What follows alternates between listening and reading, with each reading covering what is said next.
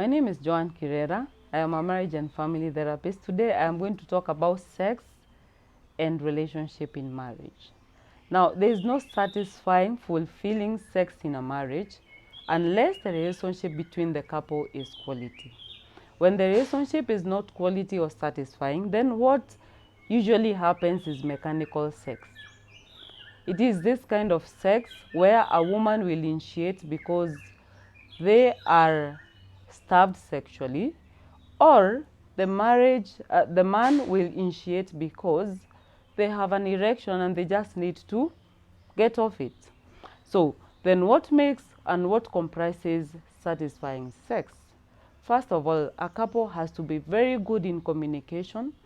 They have to be able to emotionally bond so that even when one partner is talking about sex, they can be able to connect, first of all, at emotional level. When they are starting the process of foreplay, then both of them feel together. They belong to each other already. And that forms the basic part of sex and relationships.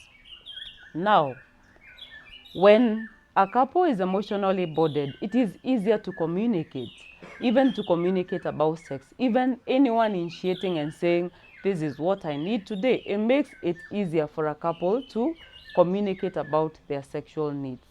When the sex, what improves the quality of sex?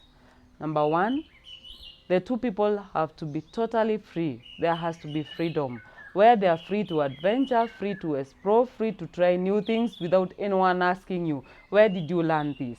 Because anyway, they are all mediums of learning about how to better sex. Number two, the two people involved has to be comfortable with their own bodies, especially the woman. One has to love their body such that they can look at the mirror while they are nude and just say, see what, I love these parts of my body. At that point, it is easier to set yourself free and allow yourself to go when sex is happening. Now, the third thing is there's something called skilled sex. Sex is not something that happens that naturally. People have to learn how to go about good sex, because just like any other area needs skill, sex also needs skills. So one needs to learn skill sex. What is it that makes a woman flow in sex? And how is it that you can satisfy a woman easier? How is it that you can make a woman orgasm with ease? And what is it that is required for the man? Because again, even in responding to sex, both sexes respond differently. So understanding the other person, understanding this one particular person, understanding where it is that makes them tick, the parts of their bodies that work for them, what is it they want to do before sex, is very, very useful. Satisfying sex at the end of the day makes a couple emotionally bond. It makes a couple look forward to another sexual experience.